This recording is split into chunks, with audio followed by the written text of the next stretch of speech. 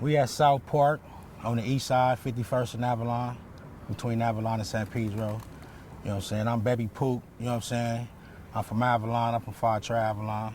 This is one of the original parks everybody used to come to, a lot of meetings, all the old Crips, like all the OGs. And even before Crippin', if we go back to the pre-Crip period, this was like the home base for the businessmen. Yep, businessmen, you know, back in the day it was the businessmen, Slaussons, Gladiators, you know, like, you know, OGs like that, you know what I'm saying, that was doing big things, and this was the home of the businessmen, yeah.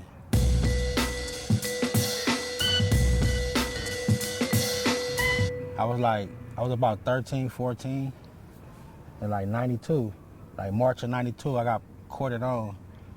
You know, I think the peace treaty was started in like, that shit happened in like April. That shit happened, original Denny, I think. It was like right before that shit though.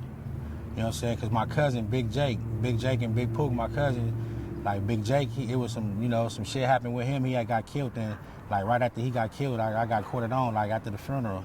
So, you know, and then it just so happened the peace treaty cracked that year. Now, if Big Jake didn't get killed, that would have had an impact on whether or not you got courted on, huh? Yeah, real big. But from what I understand, he didn't really want you to be from here, right? Nah, he didn't want us to be. He was already like, him and Big Pooc was enough, you know? And they was like, you know, they was young and real respected. Like Big Jake, he got killed, he was 17, you know what I'm saying? And he was like, considered a G, like people still talk about him right now, like, you know what I'm saying? Lil Pooc, he rested in peace too right now. He died over like health reasons and shit a couple years ago. You know what I'm saying? And Big Pooc got killed. Yeah, Big Pooc got killed in like 05. And let's talk a little bit about that, like this lifestyle and the culture of LA street gangs. At some point in time, you're gonna lose some homies. Yeah, ain't no other, like that's what's gonna happen. And that seems to be that's the it's worst. A lot of funerals and a lot of niggas going to jail, like, so it ain't really no positive shit coming up out of this. Now, you got shot on 51st. Can we talk about what happened to you? You got shot on 51st, right? Was it over here? Yeah, on the other side, close to Avalon. I got shit. We was hanging out. I was coming up. We went to the store and shit. Like it was like late. Sun was going down. Like a few of us. We went to the store, and we was coming from the store. We just walking around the corner, start crossing the street. A couple cars hit the corner, and just start shooting. And I got hit like in my hip. I got hit in my hip. It like came out my cheek or something. It like just went in and out though. I ran towards the park. Ran in the park. They busting. Shit hit me. That was in the 90s though. That happened like late 90s or something. Mid 90s, late 90s. And what's running through your mind as they shooting at you? Shit. Like niggas busted. I gotta get away, you know what I'm saying? I said, oh shit. Like the way they turned the corner, we was already started to cross the street. So we crossed the street. We actually walked in front of the cars. We walked across the street. And then I guess the driver started shooting. Instead of shooting out the passenger window, he tried to shoot over the car. And that's when, you know, we seen the shit. It's like ran in the park, he was shooting the shit. But it was two cars though. Both of them hit the corner. Both of them were shooting, but that was like mid-90s or something though. And then it happened to you a second time. Yeah, then I got shot again. Got shot again over here. Like some shit going on, like inside shit was going on. And, you know, some other motherfuckers seen it, took the opportunity to come through, shoot. And I got hit. I got shot in my head. I got shot on my head right here. I used to have braids and shit, so my braids kind of saved it. Like, hell, it just like skinned it. You know what I'm saying? Just skinned me and shit. Fragments hit my shoulder and shit like that. So that was early. That was like probably 2002 or something. That was early 2000s. I had my back to the streets. Like I was leaning against the car, like looking towards the park. And it was just like, you know, fireworks and shit around 4th of July. So first few shots, you don't really trip. First few shots, you know what I'm saying, just looking around a little bit and it sounded different. You know, I turned around and hit the ground. That's when I got hit and shit. You know what I'm saying? So, you know, then it stopped. You feel me? I jumped up and I was bleeding and shit everywhere. So I went to the hospital myself. I kind of probably panicked a little bit because I started running. And I had a chain on, my shit fell. I turned around and I kind of came back to my senses.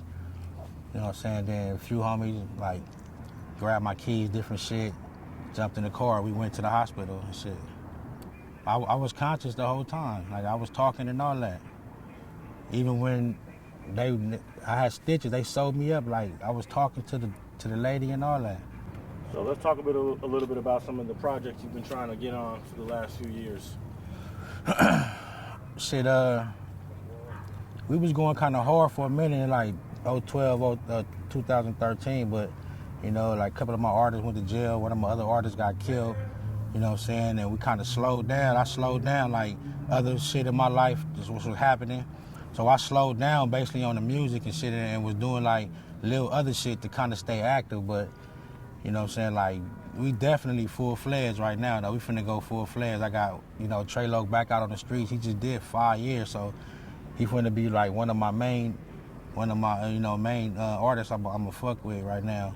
But Tiny Bo, he definitely doing this thing. One of the homies from the hood, he, like one of the most favorite from the hood, and, he got like a lot of followers. He got a little music we've been shooting out, but it really wasn't nothing major. We would just, we had studios and shit, niggas make music and just like, burn CDs and just give them away to the homies and shit. That's what it's been, but like lately now, we like, I've been learning how to, do graphics and do videos and edit and all that, so we got a lot of shit in-house right now. We finna go big on it. We got a lot of shit. Do you mess with guys from other neighborhoods, and what's that like? Yeah, we don't, I got it's other artists from BMG that's like from out of state and like not from around here, but for the most part, like, I just say half of us from here. But I got a soul singer named Ja Love Money, he in Florida, you know what I'm saying? I got G Stro, you know what I'm saying? He from Virginia, you know what I'm saying? I'm connected with a couple of motherfuckers. We got the homie Vonnie Loc out of Denver, you know what I'm saying, from the 50s. You know what I'm saying? He got his own shit popping though, but we connected. I got a movement called CLE to Cali, you know what I'm saying? I'm doing with my boy Jay Prez up out of Cleveland. What's that? Oh, CLE, Cleveland to Cali? Yeah, Cleveland to Cali. It's a movement that we've been pushing for a minute. Like, it started through some mixtape shit, hooked up with him, we dropped some mixtapes, and then one of the mixtapes is called CLE to Cali. We did like 2 versions of it.